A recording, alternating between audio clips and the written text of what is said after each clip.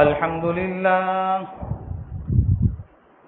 لله نحمده ونستعينه ونستغفره ونؤمن به ونتوكل عليه ونعوذ بالله من شرور أنفسنا ومن سيئات أعمالنا من يهده الله فلا مضل له ومن يضلله فلا هادي له ونشهد أن لا إله إلا الله وحده لا شريك له ونشهد أن سيدنا وسندنا ونبينا وحبيبنا ومولانا محمدا عبده ورسوله أما بعد فأعوذ بالله من الشيطان الرجيم بسم الله الرحمن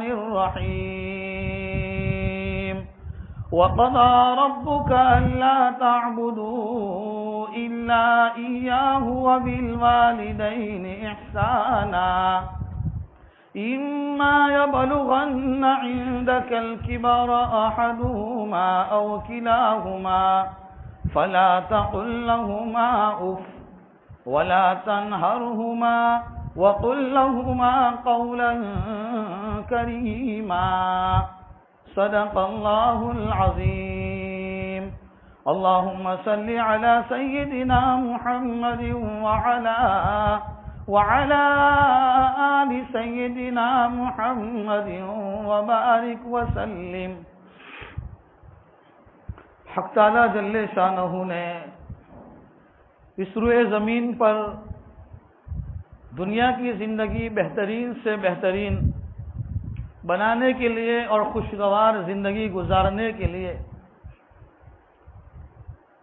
انبیاء کرام علیہم الصلاۃ والسلام کا سلسلہ جاری فرمایا.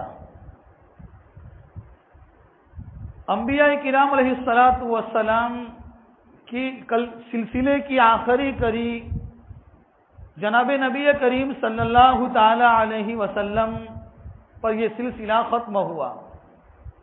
حضور اکرم صلی اللہ تعالی علیہ وسلم کو اللہ جل شانہ نے وہ علوم عطا فرمائے تھے اور آپ کے ذریعے سے قیامت تک آنے والی تمام انسانیت کو زندگی بہترین سے بہترین اور خوشگوار بنانے کے لیے جو اصول اور جو ضوابط آپ کو عطا فرمائے ہیں تاکہ اس اصول اور اس ضوابط کے ذریعے سے قیامت تک آنے والی تمام کی تمام انسانیت اپنی زندگی کو بہترین سے بہترین بنائے.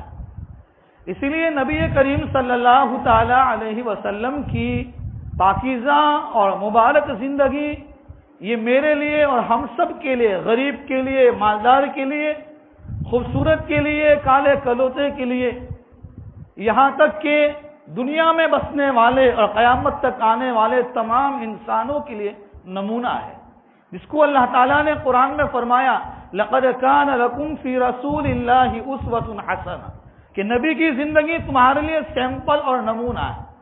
کہ ایک باپ ہے، وہ باپ اپنی زندگی کے اندر اپنی آل و اولاد کے ساتھ اپنے گھر کی زندگی کیسے گزارے. ایک بیوی ہے تو وہ اپنے شوہر کے ساتھ کس طریقے سے رہے، شوہر ہے تو اپنی بیوی کے ساتھ کس طریقے سے رہے. ایک غریب سے غریب آدمی ہے، وہ اپنی غربت کے دائرے میں رہ کر شرعی زندگی کیسے گزارے، وہ بھی اصول اور ضوابط قرآن اور حدیث کی روشنی میں ملتے ہیں. ایک مالدار کے لیے زندگی کیسے گزارنا ہے، ایک نوجوان ہے تو اس کو اپنی جوانی کس طریقے سے بنانا ہے.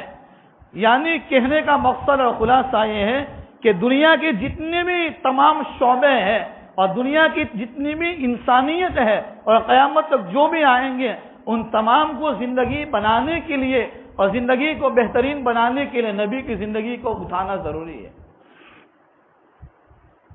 گزشتہ ہفتے مفتی فیاض صاحب کنجری دامت برکاتہم العالیہ نے بہت اچھا ٹاپک جمعہ کے بیان میں بیان کیا تھا. میں چاہتا ہوں کہ انہوں نے اپنے بیان کے آخر میں والدین کی فرما برداری اور اس کی نافرمانی پر کیا عذاب ہے، کیا مصیبت ہے، انہوں نے اپنے بیان کے آخر میں یہی آیت کریمہ پڑھی تھی، اور انہوں نے اس دیوانی زندگی کہ شادی شدہ زندگی کس طریقے سے گزارے اس پر بات شروع کرتے کرتے آخر کے اندر ایک ماں باپ کے ساتھ کس طریقے سے رہنا تھا ان پر اپنی گفتگو ختم فرمائی تھی۔ میں نے سوچا کہ چلو اسی آیت کریمہ کے سہارے کے ذریعے سے آپ کے سامنے ایک ایسی اچھی بات آ جائے جو میرے لیے بھی اور تمام انسانوں کے لیے ہدایت کا ذریعہ ہو، اور عمل کی اللہ تعالیٰ مجھے ہم تمام کو توفیق عطا فرمائے۔ قرآن کریم کی آیت کریمہ پر ہی وَقَضَىٰ رَبُّكَ أَلَّا تَعْبُدُوا إِلَّا إِيَّاهُ وَبِالْوَالِدَيْنِ إِحْسَانًا۔ اللہ تعالیٰ فرماتے ہیں کہ تمہارے رب نے اس بات کا فیصلہ کر دیا اور اس بات کا حکم دے دیا کہ تم اللہ کی ذات کے علاوہ کسی کی عبادت نہ کرو۔ تو سب سے پہلے بات یہ ہے کہ آدمی اللہ کی ذات کے اندر اللہ کو اکیلا مانے اور اللہ کے صفات میں اندر اللہ کو اکیلا مانے۔ ایک ہے اللہ کی ذات، ایک ہے اللہ کی صفات، کہ اللہ اپنی ذات میں اکیلا ہے، یکتا ہے، اس کا کوئی شریک نہیں، کوئی بھاگیدار نہیں، کوئی پارٹنر نہیں، اور جس طریقے سے وہ اپنی ذات میں اکیلا ہے وہ اپنی صفات میں بھی اکیلا ہے۔ صفات کہ وہ اللہ اس طریقے سے باتوں کو سنتا ہے کہ جو سننے کی صلاحیت اللہ میں ہے وہ صلاحیت کسی اور میں نہیں ہے۔ اللہ میں دیکھنے کی طاقت ہے تو دیکھنے کی صلاحیت اللہ کی ذات میں کہ اللہ کس طریقے سے دیکھتا ہے وہ دیکھنے کی صلاحیت اللہ کے علاوہ کسی اور میں وہ صلاحیت نہیں۔ تو اللہ اپنی ذات میں اکیلا ہے، اپنے صفات میں اکیلا ہے۔ اسی لیے یہودیوں نے کچھ سوالات نبی کریم صلی اللہ تعالی علیہ وسلم سے کیے تھے۔ ان میں ایک سوال یہ کیا تھا کہ آپ اللہ اللہ کرتے ہیں تو اللہ کا انٹروڈکشن اور اللہ کی تعریف ہمارے سامنے بیان کیجیے۔ اللہ نے آسمانوں سے سورہ اخلاص نازل فرما کر اللہ نے اپنی توحید بیان کر دی، اور سورہ اخلاص ایک ایسی سورت ہے جس میں خالص پیور اور ایک دم خالص توحید اس میں بیان کی گئی۔ اس کا مطلب یہ نہیں کہ قرآن کی دوسری سورتوں میں نعوذ باللہ کوئی دوسری توحید کے ساتھ کوئی دوسری ذات شریک ہے، نہیں، یعنی یہ مضمون سورہ اخلاص میں جو ہے وہ سورہ اخلاص کا پورا مضمون وہ اللہ کی توحید پر مشتمل ہے۔ تو خیر، تو اللہ نے اپنا انٹروڈکشن کروایا کہ اللہ قل هو اللہ احد، اے نبی آپ کہہ دیجیے کہ اللہ وہ اکیلا ہے، وہ ایک ہے۔ اللہ الصمد کہ اللہ کی ذات بے نیاز ہے، بے نیاز ہے۔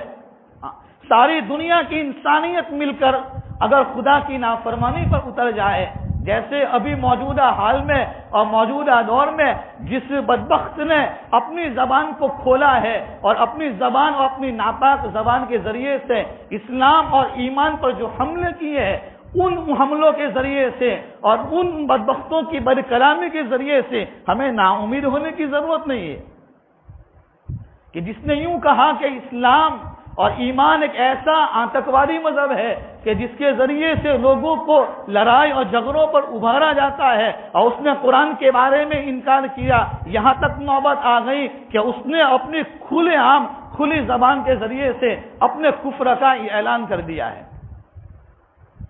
تو اللہ کی ذات میں نعوذ باللہ کوئی فرق نہیں پڑتا۔ اللہ کی ذات وہ اپنی ذات میں اکیلا ہے، وہ اپنی صفات میں اکیلا اور یکتا ہے۔ اس وقت موجودہ دور میں شروع کیا تھا وَقَضَىٰ رَبُّكَ کی آیت، یعنی والدین کی فرما برداری، لیکن اسی آیت کریمہ میں اللہ نے سب سے پہلے اس بات کا حکم دیا کہ تم اللہ کی ذات کے علاوہ کسی کی عبادت نہ کرو۔ اس لیے میں پہلا مضمون آپ کو یہ سمجھانا چاہتا ہوں کہ آدمی کو اس موجودہ دور میں اپنے عقائد کی اور اپنے ایمان کی فکر کرنا اور اس کی حفاظت کرنا بہت ضروری ہے، ورنہ اس وقت ابھی جو ایک ہفتہ پہلے جو ہوائی کا طوفان چلا اور بارش ہوئی، میں ایک بہت خاص بات کی طرف توجہ دلانا چاہتا ہوں۔ گھروں کے اندر مستورات سن رہی ہے، اس بات کو دھیان سے سنیے کہ جس طریقے سے ایک ہفتے پہلے جب بارش نازل ہوئی اور بارش ہو رہی تھی اور گورنمنٹ کی طرف سے اور 2-3 دن کی آگاہی دی گئی، اس آگاہی کے دوران میں بارش ہوئی، اور بارش کے دوران میں نے اور ہم سب نے اپنے اسٹیٹس پر ایک بات لکھی تھی کیا لکھا تھا؟ کچھ لوگوں نے اپنے اسٹیٹس پر واٹس ایپ پہ لکھا تھا کہ ٹیکنیکل پرابلم کی وجہ سے سردی یعنی سیارہ کے ساتھ یہ بارش کی موسم شروع ہو گئی ہے، یہ ٹیکنیکل پرابلم ختم ہو جائے گا تو بارش کی موسم ختم ہو جائے گی اور پھر واپس ٹھنڈی کی موسم شروع ہو جائے گی۔ جنہوں نے یہ جملہ لکھا ہے، میں کہتا ہوں کہ ان کو اپنے ایمان کی خیر منانا چاہیے۔ یہ تو اللہ کی ذات پر گویا کہ تم نقص نکالتے ہو اور تم کمی نکالتے ہو کہ نعوذ باللہ اللہ کی قدرت میں کمی آ گئی، کہ اللہ کی قدرت میں کمی آنے کی وجہ سے دو موسم ایک ساتھ ہو گئے۔ یعنی ٹیکنیکل پرابلم ہم اپنے سوچیں کہ ٹیکنیکل پرابلم کس کو کہیں گے؟ یہ احوال کو بدلنے والی ذات مصرف الاحوال کہ ٹھنڈی میں سے بارش اور بارش کی موسم میں گرمی اور گرمی کی موسم میں بارش، میرے اور آپ کی نبی نے تو فرمایا ہے، یہ تو قیامت کی نشانیوں میں سے ایک نشانی ہے۔ جہاں قیامت کی نشانیاں بیان فرمائی احادیث کے اندر کہ قیامت آنے سے پہلے یہ ہوگا، مسجدوں میں شور و شغب ہوگا اور مسجدوں کے اندر جھگڑے ہوں گے اور والدین کی نافرمانی کی جائے گی، بیوی کی اطاعت کی جائے گی، بہت ساری نشانیاں احادیث میں موجود ہے۔ ان میں یہ گویا کہ جو قیامت آنے سے پہلے اللہ کے نبی نے جو علامات بیان فرمائی ہے یہ علامت ہے۔ اسی لیے تو موسیٰ علیہ السلام نے اللہ تعالیٰ سے پوچھا، باری تعالیٰ تیری ناراض ہونے کی علامت کیا ہے؟ اللہ تعالیٰ نے جواب دیا، موسیٰ کہ جب میں حکومت ظالموں کے ہاتھ میں دے دوں اور پیسہ اور مال و دولت بخیلوں کے ہاتھ میں دوں اور بارش بے موسم بارش برسنے لگے تو سمجھو کہ میں تم سے ناراض ہو گیا ہوں۔ یہ تو ناراض ہونے کی علامت ہے، اور میں اور آپ اپنے واٹس ایپ پر اسٹیٹس پر لکھتے ہیں کہ ٹیکنیکل پرابلم، ان کو جنہوں نے یہ بات لکھی ہو اور جنہوں نے بھی کسی کو فارورڈ کیا ہو اپنے ایمان کی خیر منانی چاہیے، اس کا ایمان خطرے میں ہو جاتا ہے۔ میں یہ نہیں کہتا کہ ایمان سے نکل گیا، لیکن آدمی میں کہنا یہ چاہتا ہوں، ایک بات سمجھانا چاہتا ہوں کہ آدمی دنیا کی محبتوں میں اتنا گرفتار ہو گیا اور اتنا ملوث ہو گیا کہ اللہ کے نبی صلی اللہ علیہ وسلم کی روایت ہے، موجود ہے، فضائل اعمال میں بھی وہ روایت موجود ہے۔ حضرت انس رضی اللہ تعالیٰ عنہ سے کسی صحابی نے پوچھا تھا کہ اگر اللہ کے نبی کے زمانے میں جب ہوا تیز ہو جاتی تھی، بادل گویا کہ ایک بارش کی کیفیت ہو جاتی تھی اور بادل کالے ہو جاتے تھے تو آپ کیا کرتے تھے؟ اللہ کے نبی کے زمانے میں کیا ہوتا تھا؟ فرمایا ہم تو مسجدوں کی طرف دوڑ جاتے تھے اور ہم تو فوٹو کھینچتے ہیں اور پھر اسٹیٹس پر ڈالتے ہیں۔ یہ ساری کی ساری دین سے غفلت اور دین سے بے توجہی اور غفلت کی انتہا ہے کہ آدمی کا اس کا ایمان، اللہ کے نبی نے ایک روایت میں فرمایا قیامت آنے سے پہلے ایک زمانہ ایسا آئے گا، آدمی رات کو سوئے گا ایمان کی حالت میں اور فجر میں اٹھے گا اور اس کے پاس ایمان نہیں ہوگا۔ فجر میں اٹھے گا ایمان نہیں ہوگا، اس کا مطلب کیا ہے؟ اور فرمایا کہ صبح میں اٹھے گا ایمان کے ساتھ، رات کو سوئے گا اس کے پاس ایمان نہیں ہوگا، کلمہ نکل چکا ہوگا، کلمہ نکل چکا ہوگا، اس کے پاس ایمان نہیں ہوگا۔ ظاہر میں لگے گا ماں باپ کے ساتھ گھر میں کھانا کھائے گا، ماں باپ کے ساتھ گھر میں سوئے گا، ماں باپ کے ساتھ باتیں کرے گا، مسلمان کے محلے میں رہے گا، مسلمانوں کے ساتھ بات چیت کرے گا، لیکن اندر سے ایمان کی مایا نکل چکی ہوگی۔ رجسٹر میں ہوگا کہ یہ مسلمان ہے، ووٹنگ کارڈ میں ہوگا یہ مسلمان ہے، آدھار کارڈ میں ہوگا مسلمان ہے، لیکن اللہ کے نبی فرماتے ہیں قیامت سے پہلے زمانہ ایسا آئے گا کہ رات کو سوئے گا ایمان کی حالت میں، فجر میں اٹھے گا ایمان نہیں ہوگا۔ کہ آدمی ایسے جملے بولے گا، ایسے کلمات بولے گا، ایسی باتیں تحریر کرے گا اور لکھے گا اور لوگوں کو فارورڈ کرے گا جس کی وجہ سے اس کا ایمان اندر سے نکل چکا۔ ٹیکنیکل پرابلم لکھتے ہیں، ٹیکنیکل پرابلم کی وجہ سے سیارہ اور بارش دونوں ساتھ میں ہو گئی۔ اللہ ان کو 2 رکعت نماز پڑھ کر اللہ کے سامنے معافی مانگنا چاہیے، بلکہ جب حالات بدلے اور بارش نازل ہوئی اور بارش ہو رہی تھی، کتنی کھیتیوں کا نقصان ہوا، جاؤ ان لوگوں کو جا کر پوچھو جن کی کھیتیوں کا نقصان ہوا ہے، کتنے مکانوں کے اندر پانی گرا ہوا ہوگا اور کوئی کس حال میں تھا اور بارش ہو گئی۔ یہ تو اللہ کی ناراضگی کی علامت تھی۔ ہونا تو یہ چاہیے تھا ہم اس دن اللہ کے سامنے روتے، اللہ کے سامنے معافی مانگتے، اللہ کے سامنے استغفار کرتے اور اللہ کے سامنے 2 رکعت معافی مانگ کر اس روٹھے ہوئے رب کو منا لیتے۔ اس رتبے رب کو منا لیتے. ہمارا سماج اور ہمارا معاشرہ اتنا بگاڑ پر ہے میرے بھائیوں، اتنا بگاڑ پر ہے کہ جیسے ایک آدمی پورے بدن کے اندر زخم سے چور ہو، وہ مدہم متی کہاں لگائے گا کہ سارا بدن داغ داغ شد، کہ پورا بدن زخمی ہے، ملم کہاں لگائے گا، پتی کہاں لگائے گا. ہمارا پورا سماج اور پوری سوسائٹی اور پورا معاشرہ، پورا علاقہ صرف ظاہری نقل و حرکت پر ہم مطمئن ہیں کہ ہم بہت زندہ ہیں، باقی اندر سے ایمان نکل چکا ہے. اندر سے ایمان کھوکھلا ہو گیا ہے، ایسا کھوکھلا ہو گیا ہے جیسے وہ ادھر کسی لکڑے کو کھا لیتی ہے. ظاہر میں لکڑا لگتا ہے، بہت خوبصورت ہے، لیکن جیسے ہی اس کو ہاتھ لگاتے ہیں فوراً اندر سے بھوسا نکل جاتا ہے اور وہ ہاتھوں سے چھوٹ جاتا ہے.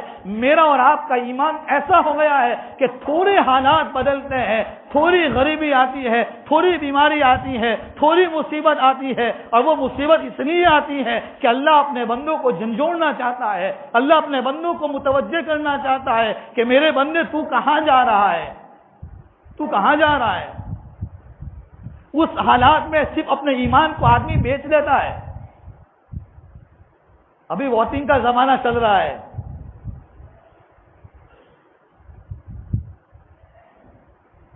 کس ٹاپک پر بات کی جائے، کون سا موضوع لیا جائے، اس لیے کہ ساری خرابیاں اور ساری بدماشیاں اور ساری جتنی بھی خرابیاں ہیں وہ ہمارے سماج اور ہمارے معاشرے میں. ہم کس کو کہیں گے؟ اپنے ایمان اندر سے ہم نے ایک تھوڑے پیسوں کے لیے ہم اپنے ایمان کو بیچ دینے پر راضی ہو جاتے ہیں. میرے بھائیوں، ایمان، اس کے بارے میں قرآن کریم کی آیت کریمہ پر ہی وَقَضَىٰ رَبُّكَ أَلَّا تَعْبُدُوا إِلَّا إِيَّاهُ، کہ تم اللہ تمہارے رب نے یہ بس بات کا حکم کر دیا ہے، فیصلہ کر دیا ہے، اللہ کی ذات کے علاوہ کسی کی عبادت نہ کرو. ایک تو یہ ہے کہ آدمی کسی مندر میں جا کر، کسی عیسائیوں کے چرچ میں جا کر، کسی جین لوگوں کے جین کی جگہوں پر جا کر آدمی اپنی پیشانی کو رگڑتا ہے، وہ بہت دور کی بات ہے. ایک تو یہ ہے کہ آدمی روزانہ وہاں مندر کے سامنے آدمی ایک بت کے سامنے سجدہ کرتا ہے. میں اور آپ روزانہ اپنے دلوں میں کتنے بت رکھتے ہیں وہ میرا اور آپ کا خدا جانتا ہے. اندر سے ایمان کو جھنجھوڑنے کی، اندر سے اپنے قلوب کو جھنجھوڑنے کی ضرورت ہے. اپنے ایمان کے اندر تازگی پیدا کرنے کی ضرورت ہے. اپنے اندر دین کی توجہ لانے کی ضرورت ہے، دین سے رغبت ہونے کی ضرورت ہے، اور اپنے آپ کو آخرت کی فکروں کے ساتھ رہنے کی ضرورت ہے، ورنہ ایمان نکل جائے گا. تو کہہ رہا تھا کہ اللہ نے سب سے پہلے اس بات کا حکم فرمایا کہ اللہ کی ذات کے علاوہ کسی کی عبادت نہ کرو. تو ایک تو اللہ کی ذات میں کسی کا شریک نہیں، اللہ کی صفات میں کسی کا شریک نہیں بنایا.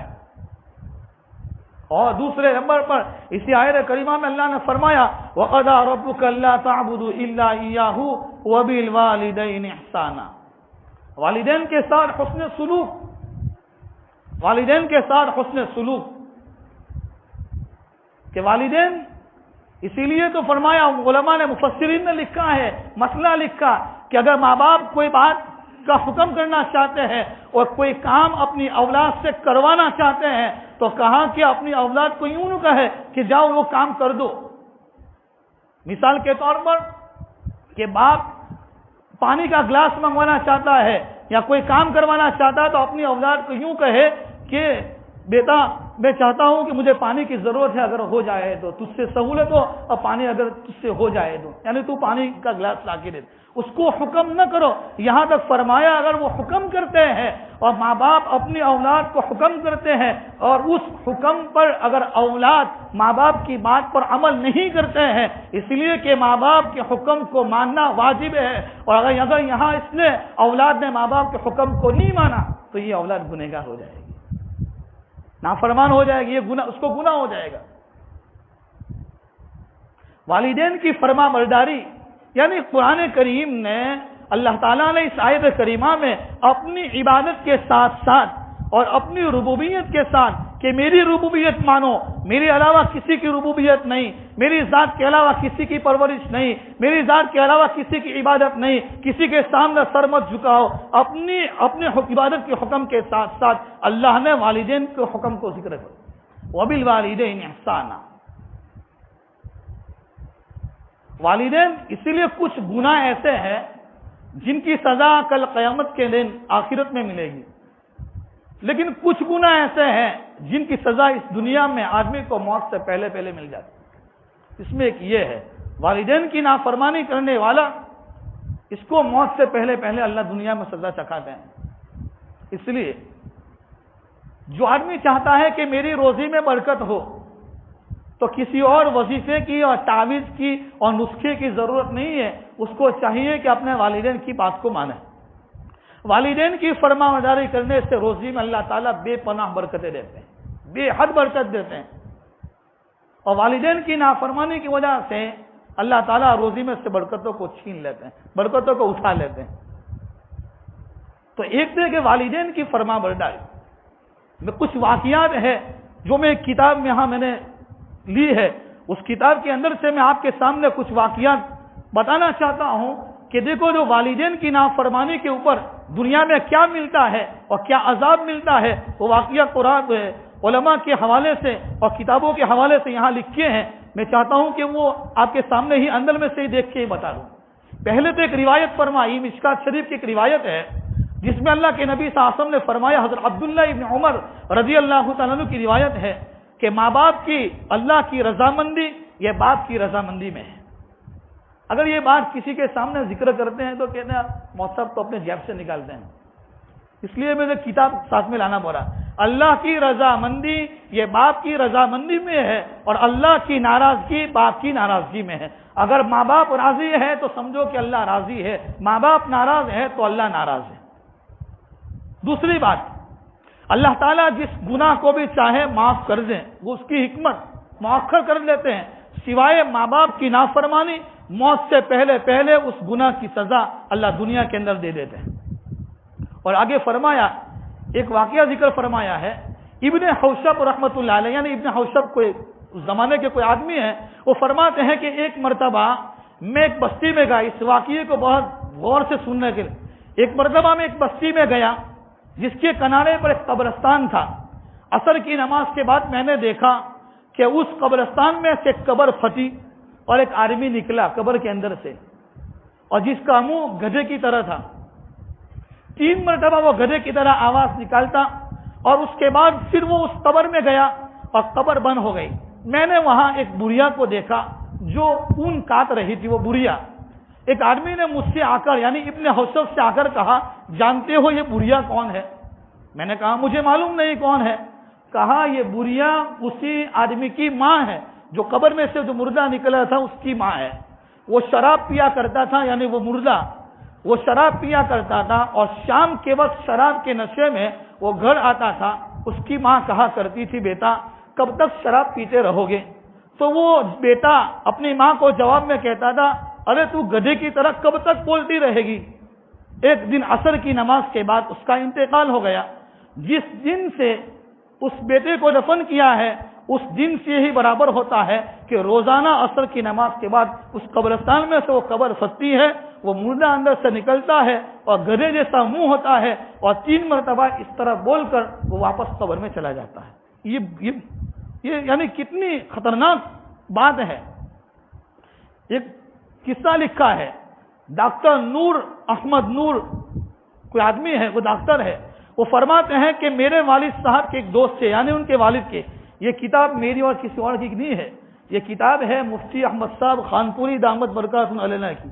یہ محمود المواعظ جو حضرت کے بیانات ہے اس کی پہلی جلد میں سے میں آپ کے سامنے پڑھ کر سناتا ہوں تاکہ ہمیں یقین ہو اور ہمیں اپنے والدین کی صحیح قدردانی پیدا ہو. ڈاکٹر نور احمد نور کہتے ہیں، وہ بیان کرتے ہیں کہ میرے والد صاحب کے ایک دوست تھے اور ان کی ماں قریب المرگ تھی، یعنی وہ مرنے کے قریب تھی.